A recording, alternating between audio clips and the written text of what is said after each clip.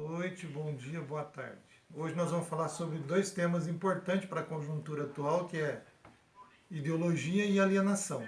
Né? Sempre pegando esses temas para discutir a atual conjuntura política. Nós estamos a 2 dias das eleições, amanhã é sábado, todo mundo vota no domingo. Né?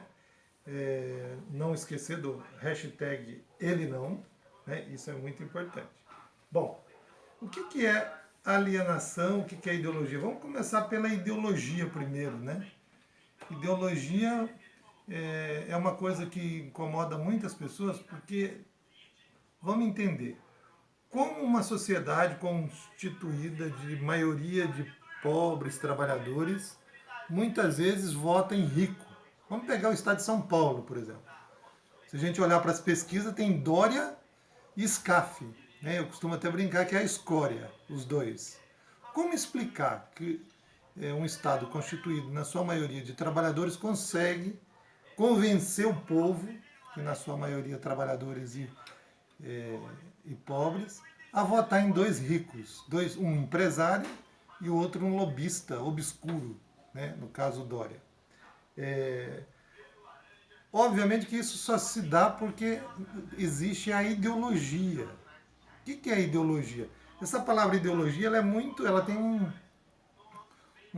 monte de significado, mas o significado que nós vamos utilizar aqui hoje é o significado da dominação. Ideologia pode ser entendido como conjunto de ideias, estudo das ideias, né? A música do Cazuza, por exemplo, ideologia, eu quero uma para viver.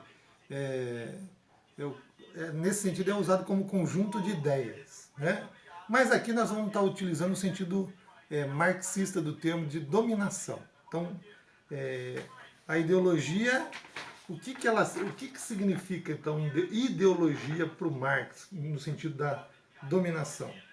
A ideologia ela tem 4 características que nós vamos explorar aqui hoje, que é a abstração, né? O que é a ideologia, então? É uma ideia abstrata, ela não tem vínculo com a realidade. Vamos dar um exemplo para ficar mais claro com as pessoas. Por exemplo, quando eu digo educação é um direito de todos, por que isso para o pobre, para o trabalhador é abstrato? Porque muitas vezes ele não tem uma educação, ou se tem, não é uma educação de qualidade. O rico, por que não é abstrato para o rico isso? Porque se ele não tiver, ele pode pagar. Portanto, educação é um direito de todos, para o rico é verdadeiro, para o pobre não é verdadeiro. Então, com isso eu estou querendo dizer que muitas vezes uma verdade é uma verdade de classe. Então, o que é verdadeiro para o rico, muitas vezes não é verdadeiro para o pobre. Portanto, o rico votar no Dória e no SCAF está perfeito, porque eles os representam, as ideias deles são ideias concretas, não são abstratas. Mas no caso dos pobres, eles vivem de acordo com as ideias dos ricos. Os ricos passam os valores, as ideias como sendo para o pobre vive de acordo com aquelas ideias, aqueles valores, como sendo seus ou suas ideias. Mas na verdade não é. São ideias dos ricos, né? Dos bem de vida.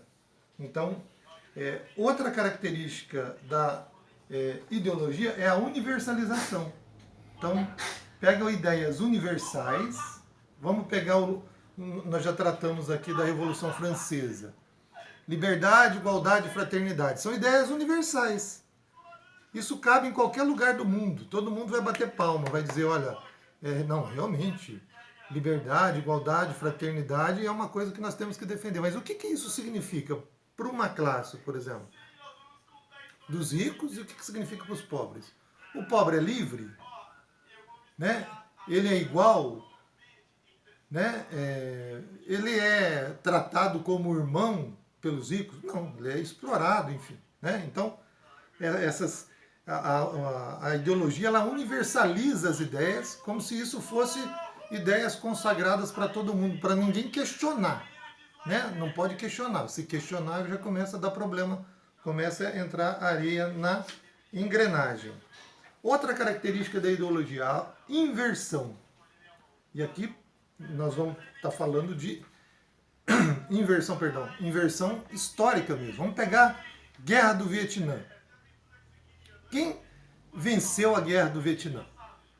Se a gente perguntar isso numa sala de aula, por exemplo, os alunos vão dizer: ora, professor, os Estados Unidos, eu assisto filme de Hollywood e o Rambo, o 1, o 2, o 3, o 4, o Rambo, todos os Rambos, ele derrotou sozinho o exército do Vietnã. Então, a ideologia ela faz uma inversão histórica.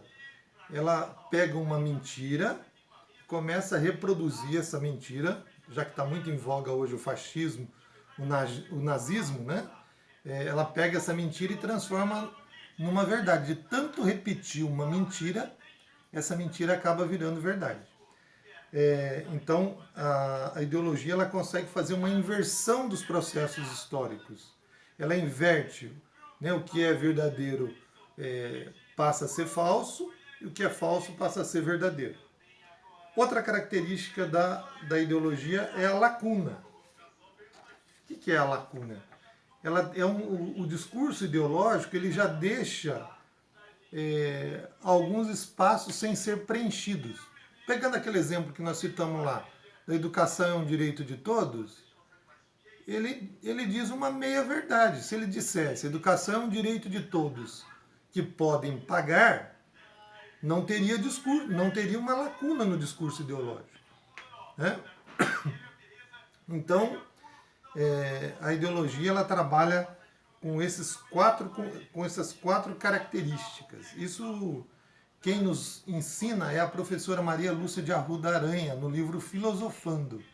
Né? Quem é da filosofia aí sabe muito bem o que eu estou falando. E alienação, só para a gente não passar batido, por que a gente fala que alienação é uma coisa muito em voga hoje em dia? Porque o cara que não tem consciência, geralmente ele perde a consciência de classe, ou a consciência da sua realidade, a gente costuma dizer que ele é um alienado. Então, quando o eleitor vai para o processo das urnas e vota num cara, por exemplo, no Tiririca, né, porque acha que ele é um palhaço engraçado, na verdade esse cara é um alienado, ele perdeu a capacidade de refletir sobre a importância do voto.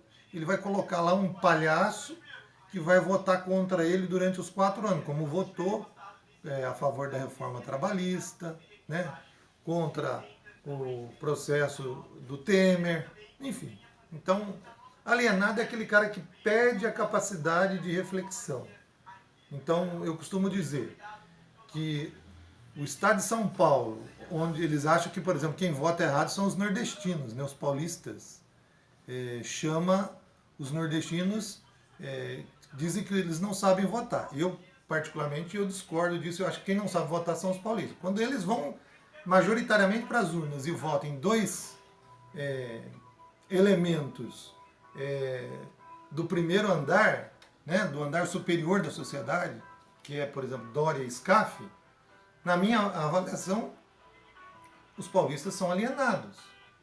Eles perderam a capacidade de reflexão crítica. Né? E aí eu linko um pouco com como é que se combate a ideologia. Se combate a ideologia através da crítica, da teoria crítica. Né? Porque a ideologia não é uma coisa que fica assim aérea, não. Ela é muito concreta, ela é veiculada através das igrejas, através dos sindicatos, através dos meios de comunicação de massa. Esses são os aparelhos ideológicos. Né? A legislação, quando eu citei o exemplo, educação é um direito de todos, isso está na legislação. A legislação é ideológica, ela passa os valores da classe dominante, muitas vezes. Né? Vamos pegar o exemplo, um exemplo que está muito concreto hoje, por exemplo. O Lula foi proibido de votar agora, no dia 7 de outubro. E essa mesma justiça que proibiu o Lula de votar, autorizou o Azeredo, que é o ex-governador de Minas, também condenado em segunda instância, e preso também, e vai poder votar. O Lula não. Então, a justiça no Brasil, ela tem se mostrado muito com unhas e dentes uma justiça de classe, né? Uma justiça que para as elites tradicionais, né? Para os ricos, ela está sempre dando uma colher de chá, enquanto que para os trabalhadores, representantes dos trabalhadores, ela pune com rigor para dizer para a classe trabalhadora, olha, o seu lugar é aí, ó, o seu lugar é no andar de baixo, né? Então, o que eu quero mostrar para vocês é que esses dois termos, para mim, hoje, só a explicação ideológica e alienada é possível entender como é que o paulista vota em dois elementos do andar de cima da sociedade. Com isso, eu convido vocês para fazer uma reflexão na hora do voto. Vamos votar em quem representa os trabalhadores. Nós não temos nada a perder, né? Nós já perdemos tudo na sociedade, porque o salário nosso é um salário aviltado, a nossa condição de vida é uma condição de vida sacrificada. E na hora de votar, se a gente vota em rico, eleição, gente, é a hora que vai decidir nossos próximos 4 anos. Nós não podemos achar que eleição é um evento onde eu vou lá e deposito ódio na urna.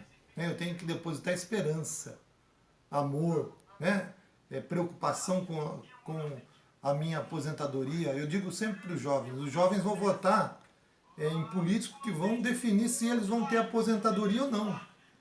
Porque nós, bem ou mal, já estamos ali no final do processo de trabalho. Já. Os jovens não, eles vão estar votando nesta eleição aqueles que farão a reforma da Previdência, por exemplo, que pode ser uma reforma altamente privatista, né? Que você incentiva aí a previdência privada, enfim. Então, com isso eu agradeço mais uma vez a atenção de todos e desejo um bom voto no domingo. Amanhã devemos fazer um outro vídeo, mas desde já quero chamar a responsabilidade das pessoas para que vote com consciência, com crítica, com responsabilidade. Muito obrigado.